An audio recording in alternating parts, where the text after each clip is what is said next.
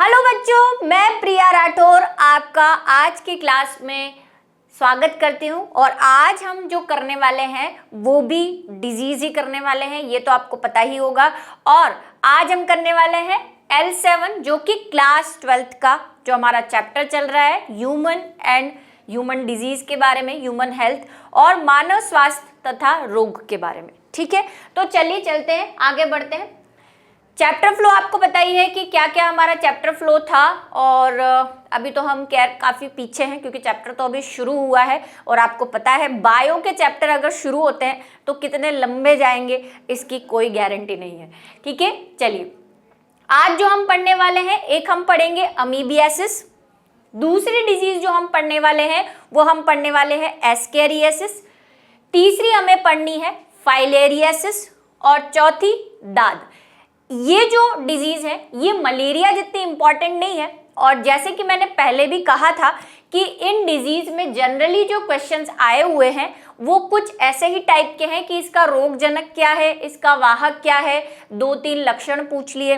इस हिसाब से ये ज़्यादा डिटेल में कभी इनको पूछा नहीं गया है और नीट में भी इसी टाइप के क्वेश्चंस को फॉलो किया गया है। ज़्यादातर रोगजनक और इसी तरह के क्वेश्चन, यानी कि किससे फैलता है, इसका पैथोजन क्या है, इसके कैरेक्टर्स क्या है डिजीज के, और इसके कैरियर कौन कौन से हैं, इन सब की चीज़ों के बारे में ही पूछा गया है। इसीलिए आज हम इसको शॉर्ट में ही करेंगे। मलेरिया का लाइफ साइकिल आपको पूरा पढ़ना था, इसलिए उसको हमने थोड़ा सा डिटेल में किया है। इनको हम थोड़ा मेन बातें देखेंगे और थोड़े बहुत आपको कैरेक्टर्स बता दूंगी मैं, ताकि आपको थोड़ा जानकारी हो जाए। अब ये जो आप देख रहे हैं यही है कौन, इनके रोगजनक यानी कि पैथोजन। ठीक है, पैथोजन जो है इसका है एंट अमीबा हिस्टोलिका।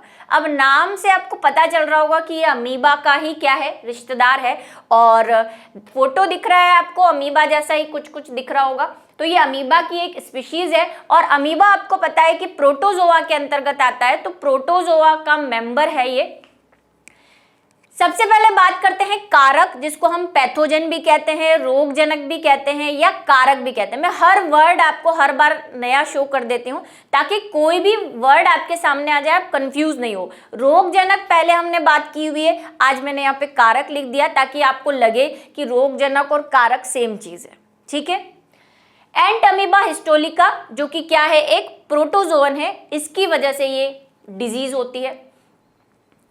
वाहक कौन है इसका, वाहक मीन्स कैरियर, यानी इस बीमारी को फैलाने वाला कौन है, घरेलू मक्खियां। दुनिया भर की बीमारियों का जो खजाना है, जैसे कि पहले भी मैंने बताया था, हमारी जो घरेलू मक्खी है वो है, और जिसका साइंटिफिक नेम मस्का है। ठीक है, कुछ लोग उसको मुस्का भी कहते हैं, अपनी अपनी भाषा। ठीक है, चलिए, क्योंकि MU है उसकी लैंग्वेज में, चलिए जो स्पेलिंग है MUSCA, मुस्का, तो कई लोग उसको मुस्का भी कहते हैं साइंटिफिक, और कई मस्का भी कहते हैं। बहुत सारी स्पीशीज है इसकी। तो हमारे घर में जो मक्खियाँ है वो आपको पता है, कई बार मक्खियाँ जो है वो क्या करती है, गंदगी पर जाकर बैठती है, और कई बार मक्खियाँ जो है वो अच्छी चीज़ों पर भी जाकर बैठती है। अभी मैं बताऊंगी क्या करती है ये मक्खियाँ। उससे पहले बात कर लेते हैं कि इसके स्रोत क्या है, यानी सोर्सेस क्या है हमारे पास, किस किस की वजह से। तो भाई जो मक्खियों की प्यारी चीजें हैं, जो उसे पसंद है, वही हमारे क्या हो जाएंगे, स्रोत। जैसे कि मल पदार्थ द्वारा संदूषित जल व खाद्य पदार्थ, जितने भी, चाहे वो गंदे हो चाहे वो अच्छे हो, बाहर ठेला गाड़ी पर मिलने वाले जितने भी पदार्थ है जिन पर ये मक्खियाँ भिन भिना कर आ जाती है, जैसे आप भिन भिना कर वहां चले जाते हैं वैसे ही, तो भाई ये फैलाने का काम जो है वो ये करती है। प्रभावित अंग कौन कौन से हैं इनके, यानी किस पे ये सबसे ज्यादा इफेक्ट करती है। तो मैंने आपसे कहा था कि हमारे शरीर में जो है एक तो इंटेस्टाइन, उसके बाद दूसरा जो है हमारा लिवर, वो बहुत बैड लक के देवता हैं। बहुत सारी डिजीज डायरेक्टली उन पर जाकर ही क्या करते हैं, और उसमें भी ज्यादा इंटेस्टाइन तो मैक्सिमम। ठीक है, और पाचन तंत्र जो है इसका प्रभावित अंग रहेगा, मतलब ये आपके एलिमेंट्री कैनाल में घूमती रहेगी। कौन, एंट अमीबा हिस्टोलिका, घूमता रहेगा या घूमती रहेगी। ठीक है, क्योंकि इनका कोई पर्टिकुलर सेक्स नहीं है। चलिए, क्या होता है मैं आपको समझाती हूँ। घरेलू मक्खी पता ही है आपको, यहाँ पे पड़ा है भाई, किसी अमीबियासिस वाले पेशेंट ने पॉटी की है और पॉटी करके आया है वो मस्त खतरनाक। ये लोग पॉटी बनाते हैं। अब मैम अब यही काम बचे हैं आपके पॉटी बनाने के, है ना।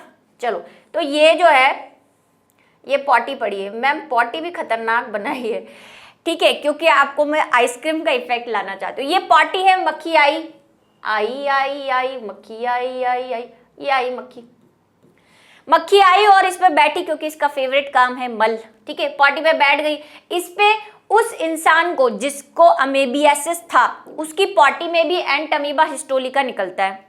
जैसे कि हमने पहले पढ़ा था कि कई डिजीज में जो है वो, जैसे हमने पढ़ा था कि पित्ताशय में रह जाती है कुछ चीज़ें, ठीक है। हमने वहाँ पे न्यूमोनिया के जो कुछ बचे कुचे बैक्टीरिया हैं वो पित्ताशय में रह जाते हैं, फिर वहाँ से वो पॉटी के थ्रू भी क्या होते हैं, बाहर निकलते हैं। तो ऐसे ही अमेबियासिस भी क्या होता है, पॉटी के थ्रू जिस भी इंसान को है उसके वेस्ट के थ्रू बॉडी से बाहर निकलता है। पॉटी करी, ये मक्खी आई बड़ी खुश है, अरे आज तो पॉटी दिखी है, तो पॉटी पे जाके बैठी है। वहाँ से उसने एंट अमीबा हिस्टोलिका को अपने पैरों पर चिपका लिया है मज़ेदार तरीके से, है ना, फेविस्टिक का जोड़। फिर वो वही मक्खी गई है आपकी आइसक्रीम के ऊपर जाकर बैठी है। आइसक्रीम खाना छुड़वा दूंगी मैं आपसे, ठीक है। आइसक्रीम पर जाकर बैठी या किसी भी खाने पर, अब ठेलों वेलों पे जहाँ आपको बहुत फेवरेट चाट वगैरह खाते हैं आप, समोसा कचौरी, वहाँ पर मक्खियाँ जाके बैठती है। वही मक्खी उन चीज़ों पर जाके बैठी है और आप गए, फिर दूसरी मक्खी बन करके आय हाय है क्या खुशबू आ रही है। वो मोटू पतलू वाला आपने देखा है कार्टून, जब भी उसको खुशबू आती है समोसे की तो वो ऐसे उड़ता चला जाता है, समोसे ऐसे करते हुए। ऐसे आप भी चले जाते हैं और फिर उसको खा लेते हैं। तो बस वहीं से आपकी कहानी की शुरुआत हो जाती है और आपके ये एंट अमीबा हिस्टोलिका आपके अंदर चला जाता है, ठीक है। एंट अमीबा हिस्टोलिका आपके अंदर रहेगा। इसका ज़्यादा लाइफ साइकिल हमें नहीं पढ़ना है, इसलिए हम डिटेल में नहीं जा रहे। मैं आपको थोड़ा सा सिर्फ आइडिया दे रही हूँ कि ये क्या करता है। सबसे पहले कहाँ जाएगा, आपके इंटेस्टाइन में, ठीक है। इंटेस्टाइन, पाचन तंत्र जो आप बोले, मतलब पूरा आपके एलिमेंट्री कैनाल में घूमता रहेगा, बच्चे देगा, है ना, जनन भी तो करना है, संख्या में बढ़ाएगा, अपनी संख्या को बढ़ाएगा, जनन करेगा। अब ये जनन करेगा, साथ में आप जो खाना खा रहे हैं उसको अवशोषित भी करेगा। अवशोषित करता है तो आपकी जो ये एलिमेंट्री कैनाल है उसकी कोशिकाएं जो हैं उनको धीरे धीरे खाना शुरू कर देता है।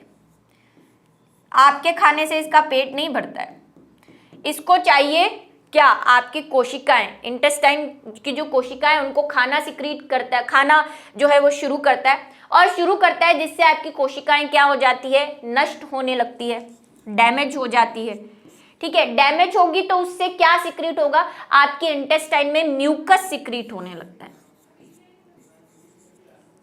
श्लेष्मा।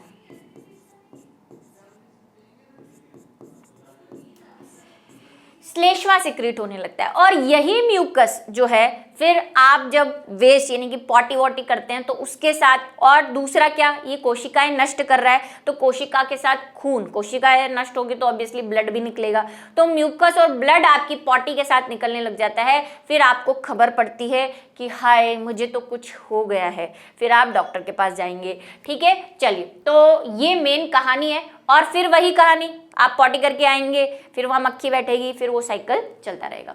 लक्षण क्या है इसके, ये हमने थोड़े से देख लिए, थोड़े और देख लीजिए। पेट दर्द होगा, भाई इंटेस्टाइन की कोशिकाएं डैमेज हो रही है तो दर्द तो होना ही है। अब वो अमिताभ बच्चन वाला डायलॉग तो चलेगा नहीं कि मर्द को दर्द नहीं होता, ठीक है। दस्त के साथ रक्त का आना, यानी कि आपको क्या लग जाएगी, दस्त लग सकती है, जरूरी नहीं है 100% लगे लेकिन लग सकती है। और रक्त का आना ये मैं बता चुकी हूँ कि पॉटी के साथ क्या होगा, श्लेष्मा, एक तो म्यूकस आएगा प्लस जो ब्लड है वो भी क्या होगा, थोड़ा थोड़ा सिक्रीट होगा नीचे। हल्का पेचिस, पेचिस क्या है भाई, पेचिस वही डाइसेंट्री, क्योंकि इस डिजीज को यहाँ पे आप कहीं लिख लीजिए, इस डिजीज को क्या बोलते हैं, इस डिजीज को डाइसेंट्री भी बोलते हैं, अमीबियासिस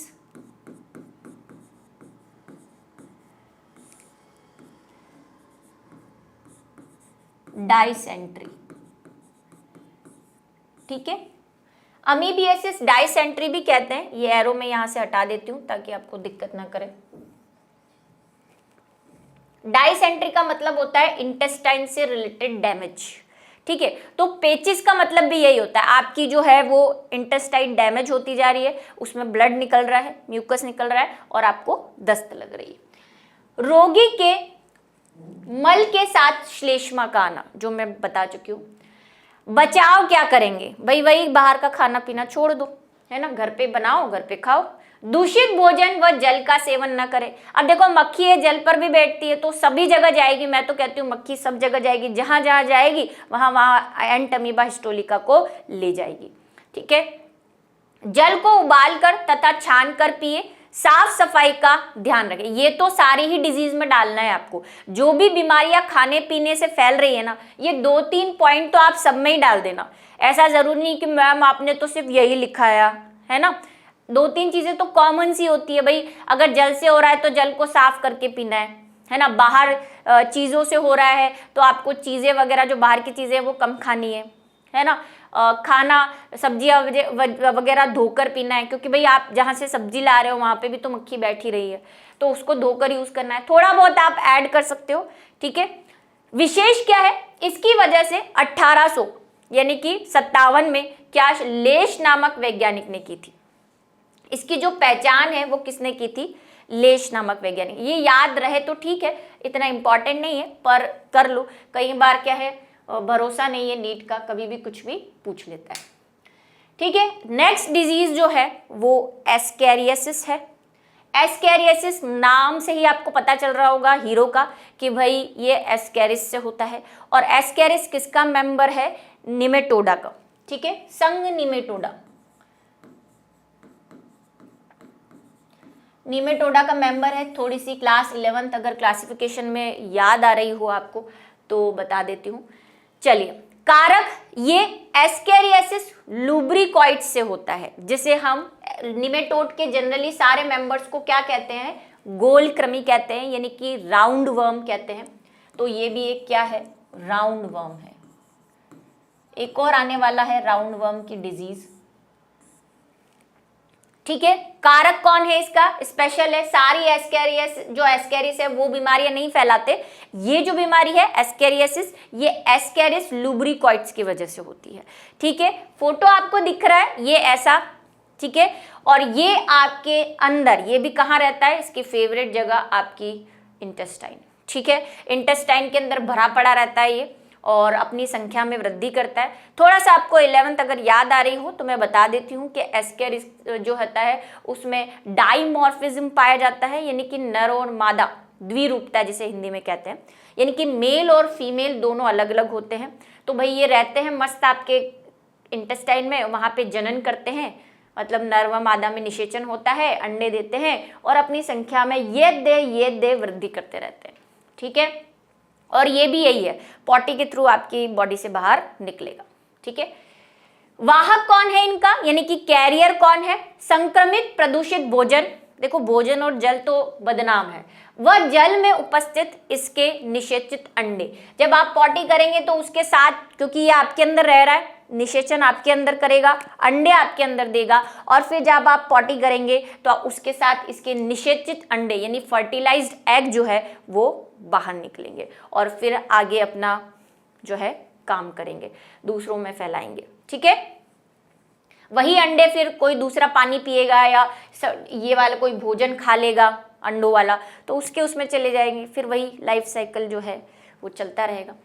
संक्रमण कैसे होता है, स्वस्थ व्यक्ति में संदूषित भोजन, यानी कि संदूषित का मतलब कंटामिनेटेड फूड, यानी कि खराब खाना जिसमें ये अंडे हो। सब्जियों में भी हो सकता है, नदी के पानी में सब्जियां धो रही है, उसी नदी में थोड़ी दूर पे एक बंदा जो है वो पॉटी कर रहा है, वहीं से वो जो है एग सब्जियों पर आकर चिपक गए हैं, आपने बिना धोए सब्जियां बना दी, आज तो पालक पनीर बनेगा, ठीक है। और पालक पनीर के साथ एस्कैरियासिस भी अंदर जाएगा। फलों व पानी से इसका संक्रमण होता है, तो ध्यान रखेंगे भाई पानी और खाने। और आजकल तो देखो मौसम चल रहा है बारिश का, आजकल तो स्पेशली ध्यान रखना है, बारिश जो होता है वो कहते हैं कि बीमारियों का मौसम होता है। बहुत सारी जो ये जो आपकी कम्युनिकेबल डिजीज है वो इन्हीं से होती है। प्रभावित अंग, तो ये छोटी आंत स्पेशली पाचन तंत्र में इसकी जो फेवरेट जगह है इंटेस्टाइन आपकी, ठीक है। और आंत्र श्लेष्मा उसी की तरह ये भी क्या करेगा, आपका म्यूकस खाएगा। ये तो पता है ना भाई, हमारे इंटेस्टाइन में जो है वो म्यूकस सिक्रीट होता है, स्टमक में भी, इंटेस्टाइन में भी, ठीक है। लक्षण क्या है इसके, पेट दर्द, बेस्ट, पेट में है तो दर्द होना ही है। उल्टियां, सिर दर्द, चिड़चिड़ापन, भाई वो तो फिक्स ही बात है, वो आपने ऐड देखे ही हैं। पेट खराब होता है तो वो बहुत चिड़चिड़, आए मेरा पेट खराब है ऐसा, ठीक है। चिड़चिड़ापन तो आएगा ही जिसका पेट खराब होता है। अपच, अपच का मतलब अनडाइजेशन, कि प्रॉपरली आपका खाना जो है वो डाइजेस्ट नहीं हो रहा है। आंतरिक रक्तस्राव, ये भी वही, भाई आपकी कोशिकाएं खा रहा है, आपकी कोशिकाओं से ही खाना अवशोषित करता जा रहा है, जो आप खा रहे हैं वो इसको मिल रहा है, ठीक है। तो आपकी कोशिकाएं डैमेज हो रही है और उससे फिर ब्लड भी निकलेगा। आंत्र में जलन, अल्सर, अल्सर क्या होता है,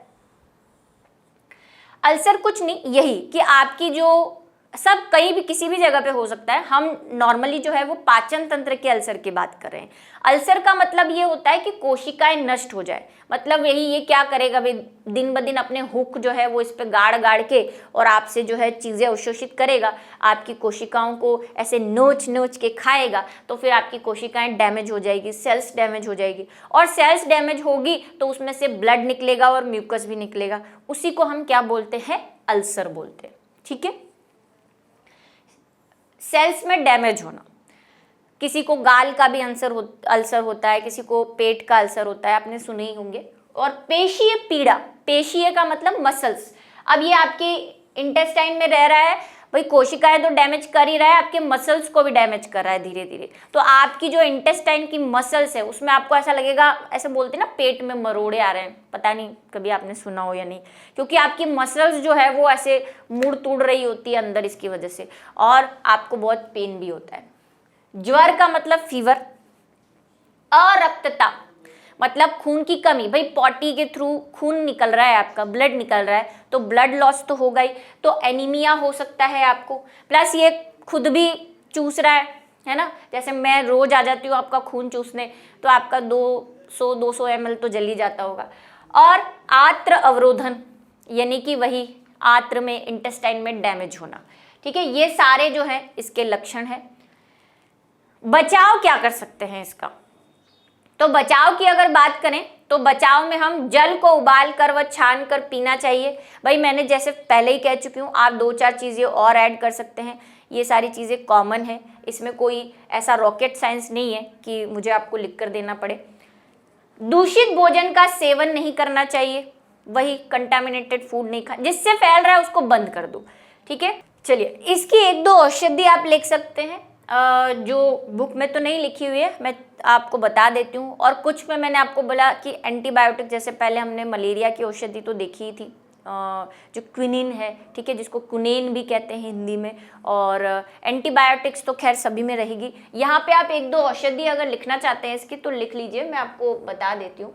औषधि कहाँ लिख दें हम, यहाँ पे लिख दूँ कि मेडिसिन आप कौन सी यूज़ कर सकते हैं इसमें। तो एक जो है वो फेवरेट मेरा चिनोपोडियम का तेल,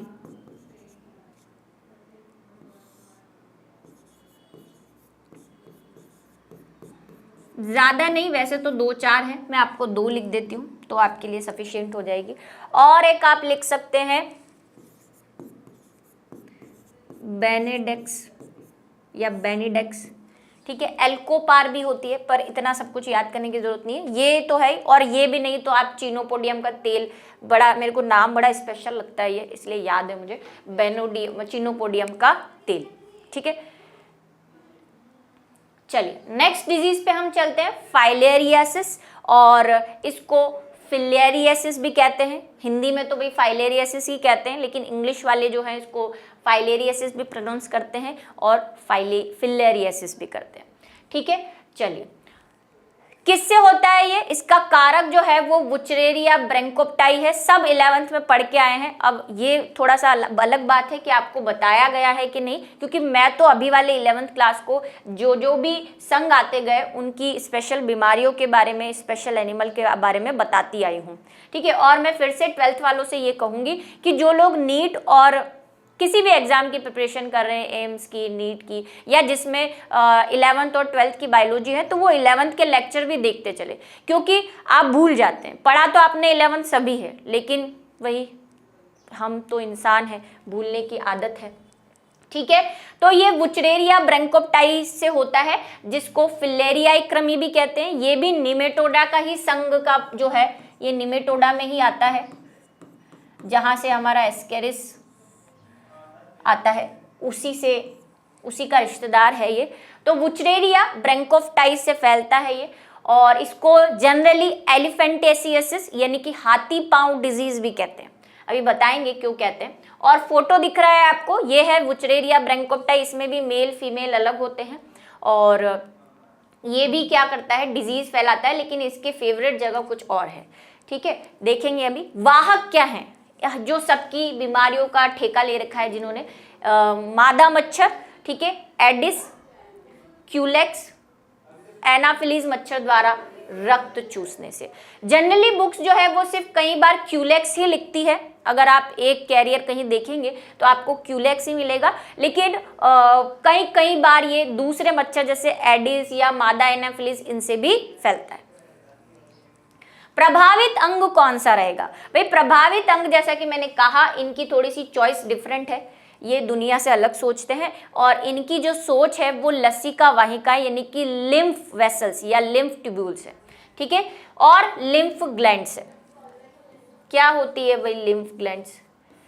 अगर कहानियां आपको याद आ रही हो कुछ क्लास 10th की और 11th में भी थोड़ी बहुत पढ़ी होगी, कि जो हमारा लिम्फ, जो वसा को क्या करता है, अवशोषित करता है। और थोड़ा सा मैं आपको आइडिया दे देती हूँ अगर याद नहीं आ रहा है कि लिम्फ क्या होता है। जैसे ब्लड होता है वैसे ही हमारे पास एक कनेक्टिव फ्लूइड और है जिसको हम लिम्फ कहते हैं। जब ब्लड की कैपिलरीज बनती है यानी कि केशिकाएं बनती है, तो जब केशिकाएं यानी कि धमनियां केशिकाओं में विभाजित होती है और फिर ये केशिकाएं शिराएं बनाती है। अब वो कैसे बनाती है वो आपने पढ़ा होगा, इतना डिटेल में मैं नहीं जा रही।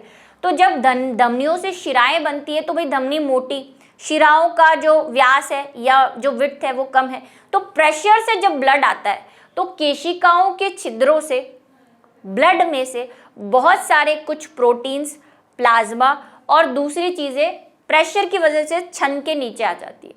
लेकिन ब्लड से अलग तो हो गई है, लेकिन हमें वापस उसमें ब्लड में उसको वापस मिलाना है क्योंकि वो काम की चीज़ है। तो वो जो छनी हुई चीज़ें होती है ना, वो लिम्फ होती है, और फिर यही लिम्फ वापस लिम्फ वाहिकाओं की मदद से जाके शिराओं में मिल जाता है और वापस जो है उनको अपना प्रोटीन और प्लाज्मा मिल जाता है। ये मैंने बहुत शॉर्ट में समझा दिया। ठीक है, तो वो लिम्फ होता है, उसकी लिम्फ वाहिकाएं होती हैं, लिम्फ ग्लैंड्स भी होती है, हमें कुछ स्पेशल लिम्फ ऑर्गन्स भी है। जैसे आपने सुना होगा कि आपको जब टॉन्सिल्स हो जाते हैं ना गले में, तो वो लिम्फ नोड्स फूल जाती है।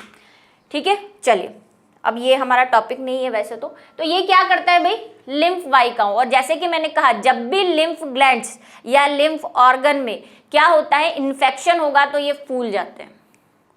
बस यही होने वाला है इस डिजीज में। जैसे ही इसके अंदर ये आ गया, कौन, हमारा प्यारा वुचरेरिया ब्रैंकोप्टाइस, प्यारा बोलना पड़ता है वरना ये डिजीज फैला देता है, ये आ जाता है तो लिम्फ नोड्स जो होती हैं यानी कि जो लिम्फ ग्रंथियां और लिम्फ गांठें जो होती है वो फूल जाती है। और फूलने से क्या होता है, ये जो फोटो आप देख रहे हैं, आपका पैर, जनरली पैर पे ही इफेक्ट करता है ये, पैर और कुछ जननांगों पे भी इफेक्ट करता है ये।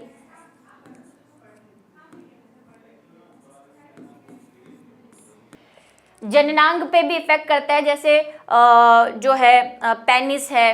ठीक है, और जनरली ये देखा गया है कि मेल्स को ज़्यादा इफेक्ट करता है। ठीक है, फीमेल्स को कम देखा गया है एलिफेंटेटिस डिजीज, लेकिन मेल्स में ज़्यादा देखी गई है।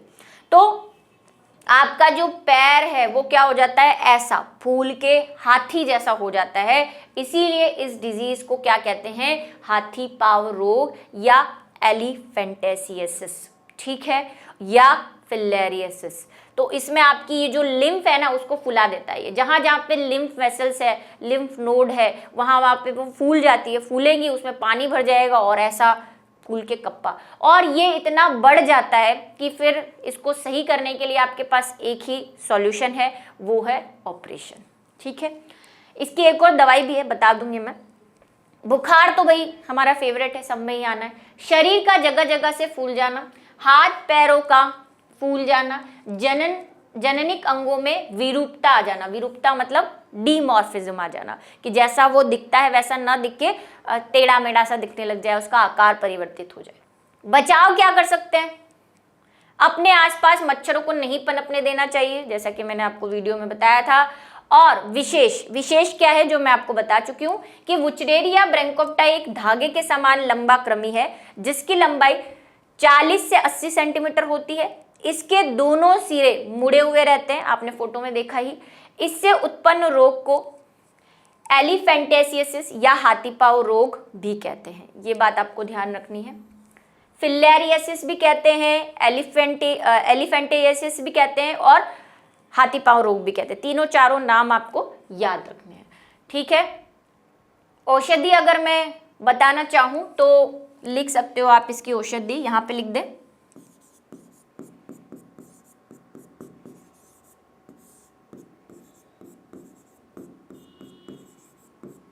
डाइइथाइन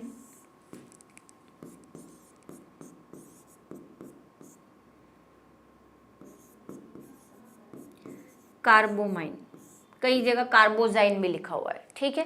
चलिए, डाइइथाइल, इसको इथाइल कर दीजिए, इथाइन नहीं है ये। चलिए, ठीक है।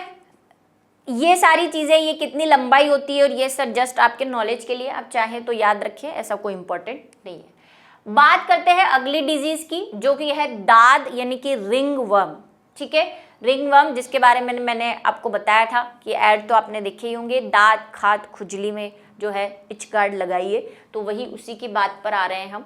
और ये भी हमने देखा था, ये कवकों के द्वारा होती है, उसमें कुछ वंश है कवक के जहाँ पे यहाँ पे लिखे हुए हैं।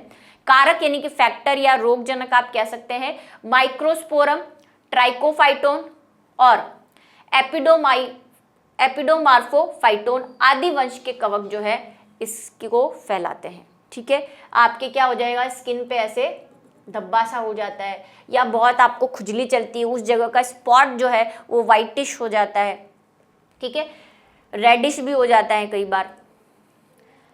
संक्रमण कैसे होता है? संदूषित मिट्टी व अन्य वस्तुओं या रोगग्रस्त व्यक्तियों के संपर्क में आने से संक्रमण हो जाता है। ये जब हमने देखा था कि रोग कैसे फैलते हैं, तब भी हमने बात की थी कि कवक जो है, दाद भी जो है वो क्या होता है, कम्युनिकेबल होता है। अगर किसी को दाद है और आपकी स्किन उसको टच कर रही है तो आपको भी दाद होने के या रिंगवर्म होने के चांसेस है, ठीक है। रिंगवर्म क्यों भाई, ये ऐसे रिंग के फॉर्म में दिखता है जनरली, अगर आपने टीवी वगैरह में देखा हो तो, दांत का खुजली, ठीक है। लक्षण क्या है इनके?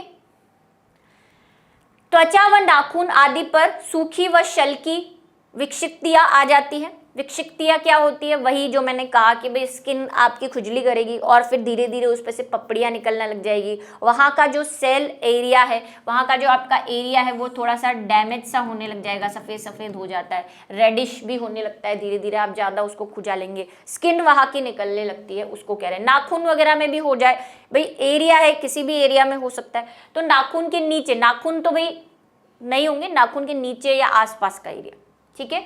शल्की मतलब स्केली और सूखी तो ड्राई समझते ही आप। विक्षिप्तियों में तेज खुजली आती है या खुजली आना।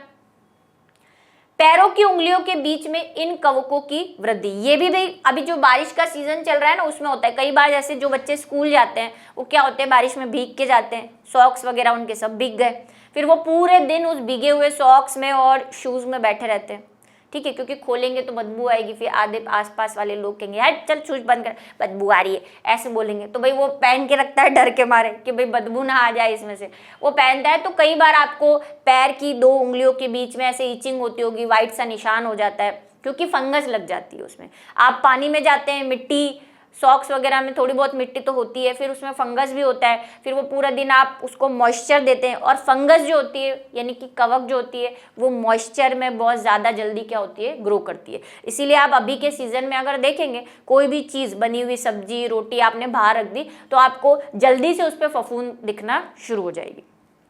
तो उंगलियों के बीच में कवक वृद्धि करता है जिससे आपको इचिंग वगैरह होने लगती है, ठीक है। तो ये 2-3 छोटे से टॉपिक थे जो आज ख़त्म होते हैं और इसके बाद हम करेंगे नेक्स्ट टॉपिक। अब क्या है नेक्स्ट टॉपिक, इसके लिए तो आपको देखना पड़ेगा अगला वीडियो, तो इंतज़ार कीजिए हमारे अगले वीडियो का। तब तक के लिए बाय।